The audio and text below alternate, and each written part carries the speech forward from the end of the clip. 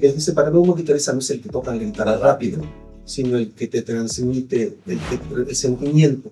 ¿Sí? Yo digo, qué sé yo, cada 30 años. ¿Por qué 30 años? Porque se supone que cada generación está identificada mediante, según los teóricos, Claro, y yo coincido con ellos, con momentos históricos muy importantes, por ejemplo, Primera y Segunda Guerra Mundial, claro, más 30 años, sí, más o menos. Y ahí se van distinguiendo una generación de otra. Pink Floyd no hubiera logrado ser Pink Floyd con Sid Barrett más adelante. Sí, ese antagonismo, ¿no?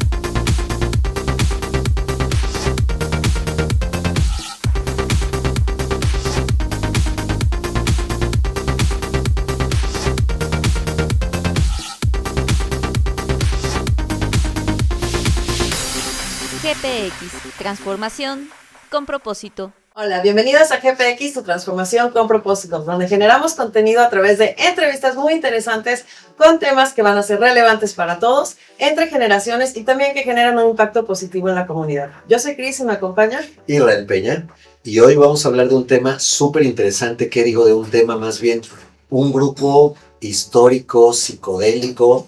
Hoy vamos a hablar de Pink Floyd, y para eso tenemos a nuestro invitado, que es la segunda vez que nos acompaña, Erwin, melómano, coleccionista, apasionado, estudioso de la música.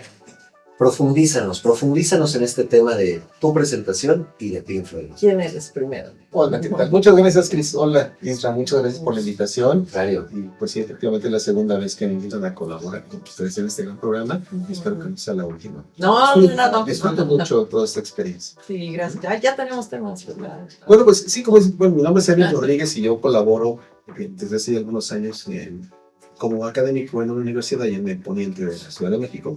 Y tengo también un programa que se transmite vía streaming y colaboro también en otro programa de la doctora Julia Palacios, una de las grandes comunicólogas de la música, melómana. Es un programa de Obladí todos los viernes a las 9 de la mañana. Ya, ¿no? Escúchenlo. Ya saben.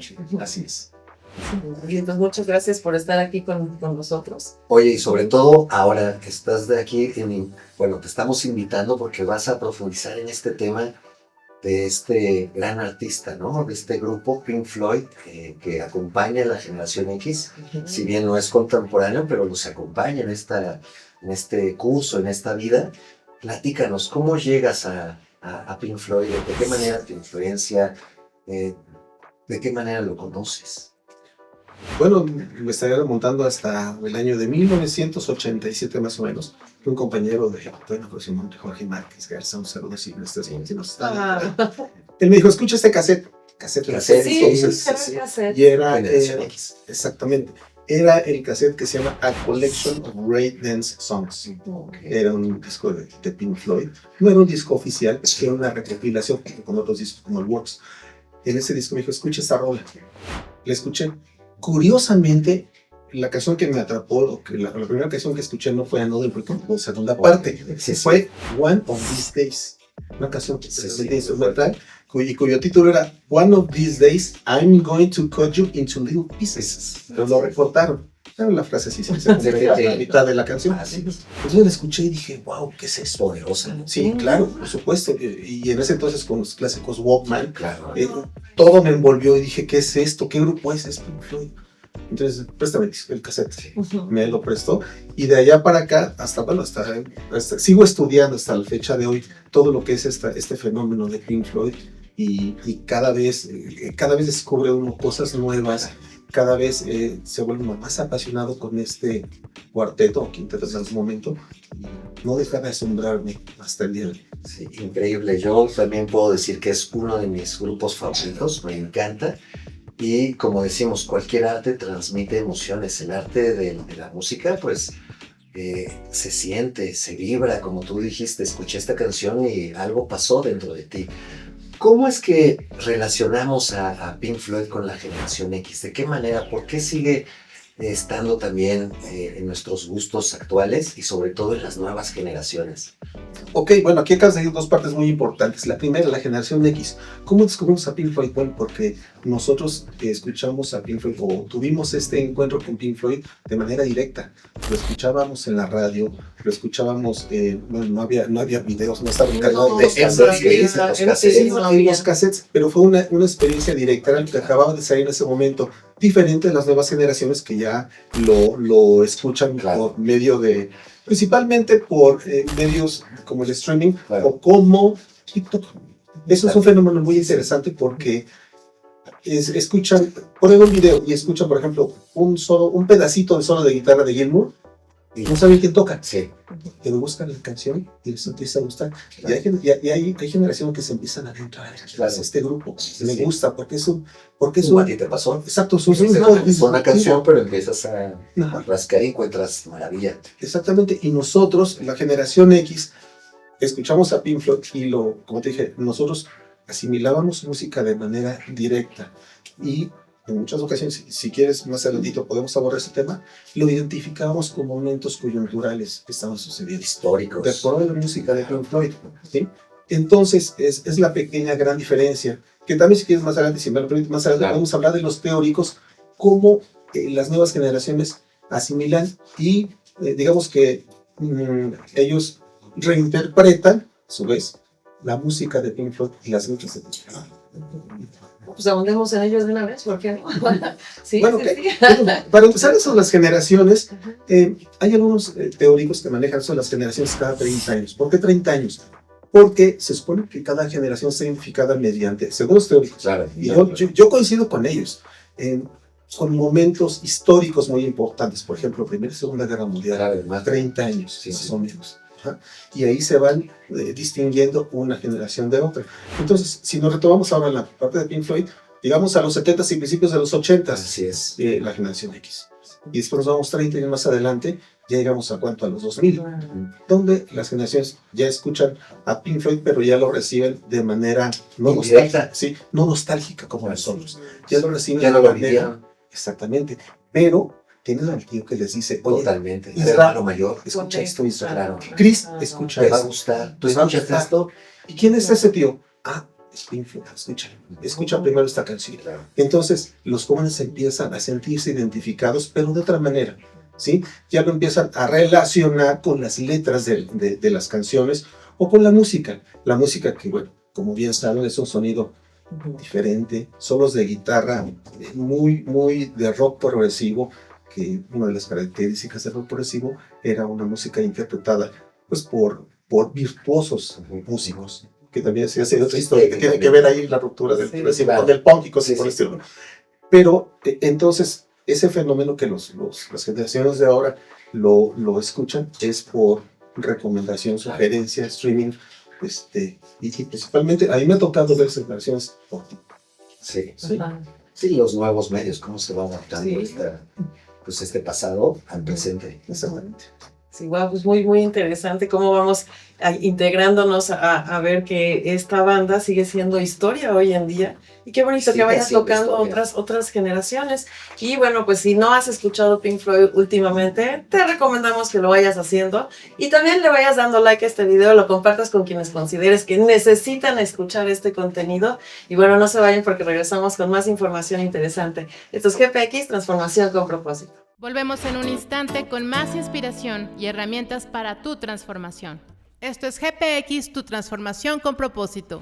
Bueno, y regresamos aquí a GPX, Transformación con Propósito. Y estábamos hablando acerca de una banda icónica, Pink Floyd, con nuestro invitado ya por segunda ocasión, Erwin Rodríguez. Y bueno, pues platícanos un poquito acerca de la historia de Pink Floyd. ¿Dónde nace? ¿Por qué esta banda era diferente a otras bandas británicas? Bueno, yo creo que tenemos que trasladarnos hasta lo que se conoce como la escena underground en Inglaterra.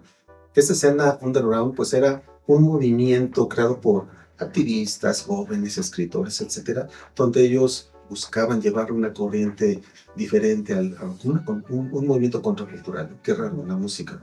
Y creían movimientos artísticos son muy raros. Exactamente, querían ser diferentes, querían hacer crítica, querían tomar unas nuevas formas de interpretar la música, querían dirigirse en dirección contraria a lo que se venía estableciendo. Y también la psicodelia, en ese entonces, que es muy importante y tiene que ver mucho con la banda en sus primeros discos. ¿Sí? La psicodelia, que es un movimiento en el cual se incorporan algunos elementos a la música, elementos visuales, otro tipo de elementos sonoros que busca, y visuales sobre todo, y que busca llevar la música a una experiencia más elevada. Desgraciadamente, este fenómeno no fue ajeno a algunas sustancias. Y en Inglaterra estaba usándose lo que era el LSD, Claro. que tuvo que ver con el creador de la banda prácticamente. Sí, ¿Sí? En ese entonces también con estos movimientos se crearon varios grupos que querían experimentar con nuevas formas de expresión.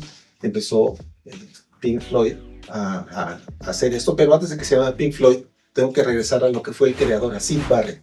Que es importante hablar de Syd Barrett porque sin Syd Barrett no hubiera existido Pink Floyd. Sí, ¿qué fue primero, el huevo o la gallina? Pero hay otra cosa más que va más allá todavía, que Pink Floyd no hubiera logrado ser Pink Floyd con Syd Barrett más adelante. Sí, ese antagonismo, ¿no? Exactamente. Y que él también, Syd Barrett, después de que él decide salir de la banda, también produce discos. Tiene 4 discos. Yo no sabía hasta hace poco que me metí a investigar y dije, bueno.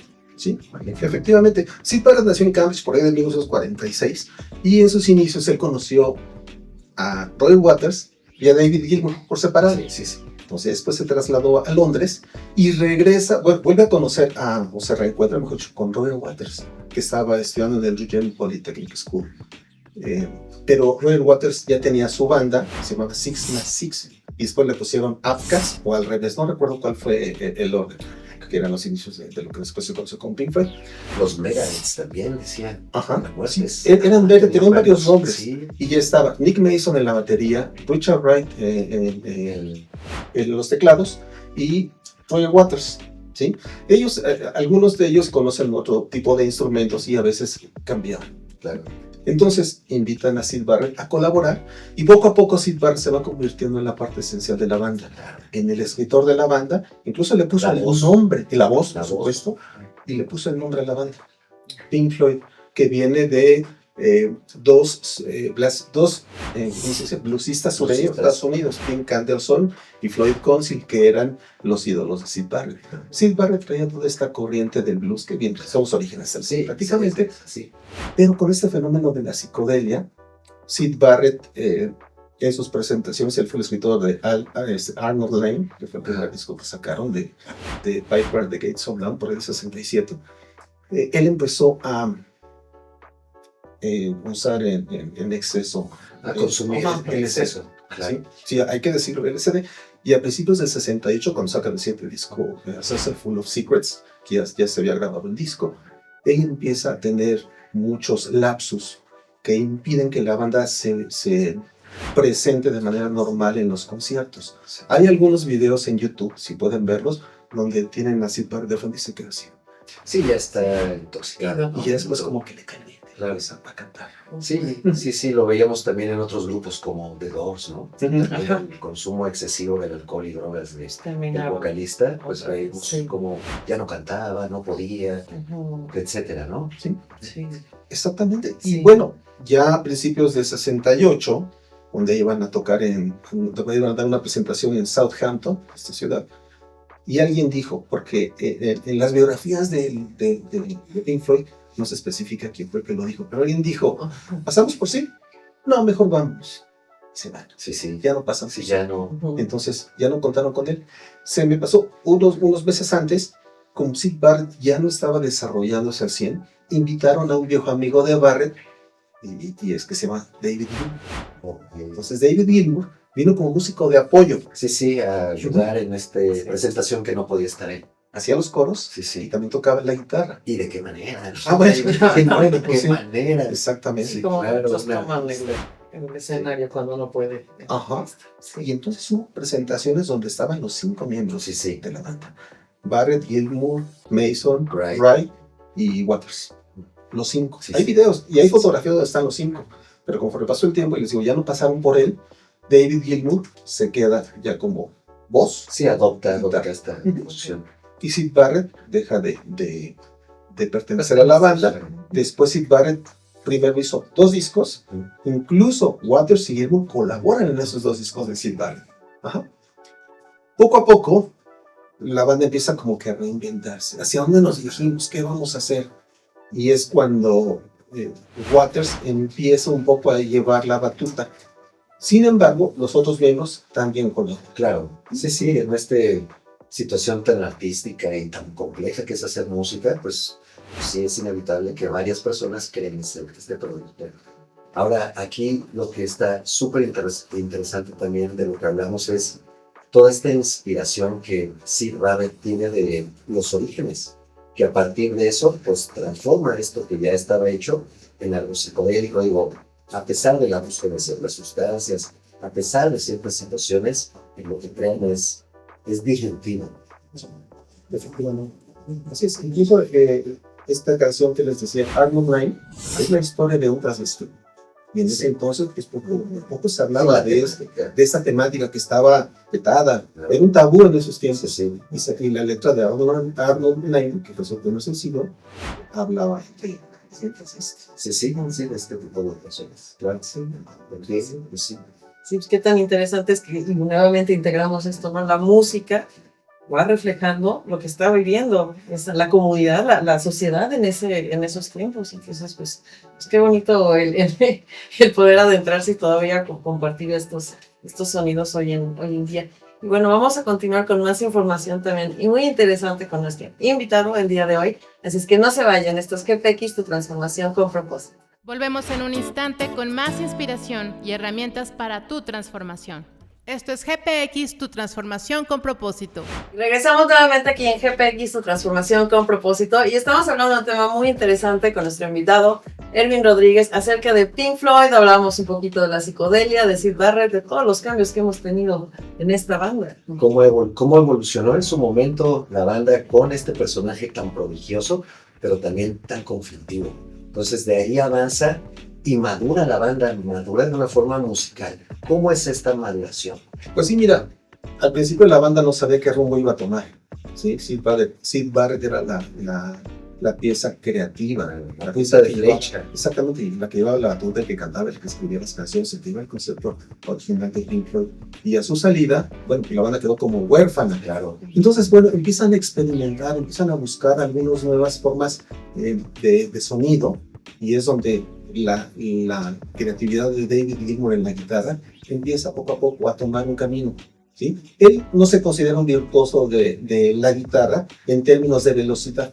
Él dice, para mí un guitarrista no es el que toca la guitarra rápido, sino el que te transmite el sentimiento. ¿Sí? Yo digo el que se llora la guitarra, como David Gilmour, como Steve Rothery de Marillion, ¿sí? Que te traslada a otras atmósferas. Entonces, graban un disco doble llamado Puma, que si pueden no escucharlo, no lo escuchan. Es un disco muy experimental, necesitaríamos escucharlo con mucha paciencia, con mente muy abierta. Es muy experimental, es doble.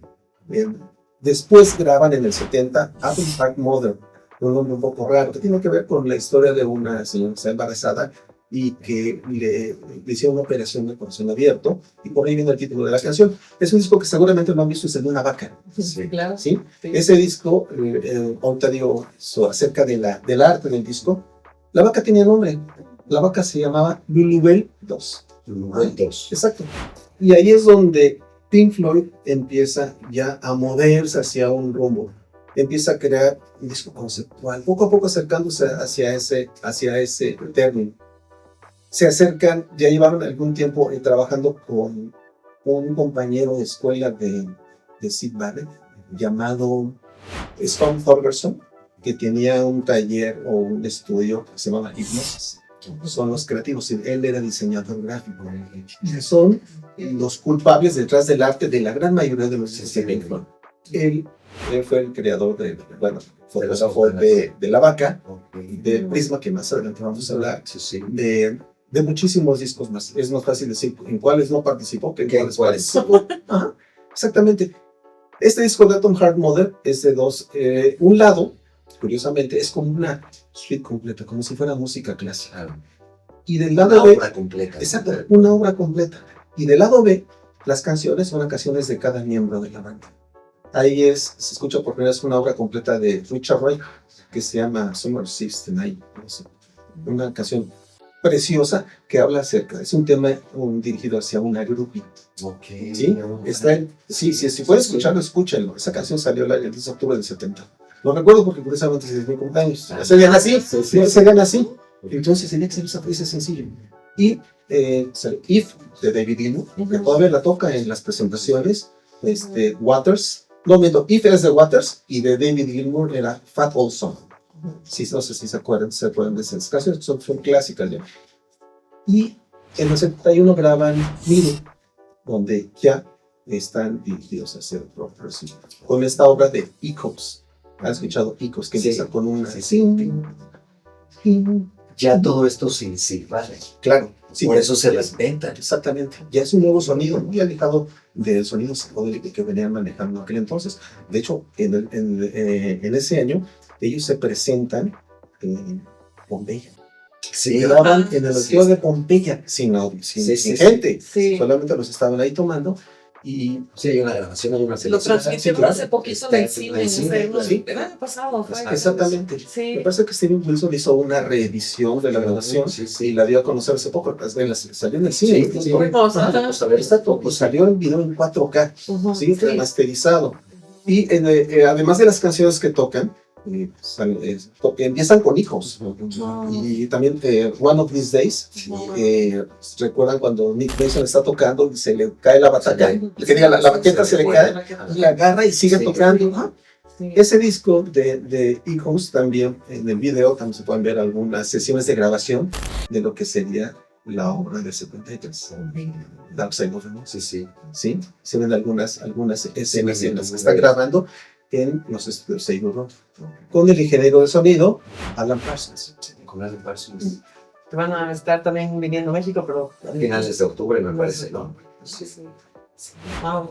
Esto evidentemente da para mucho, mucho más. Es que realmente no se vayan porque va a haber una parte número 2 de Pink Floyd, y por lo pronto agradecemos muchísimo.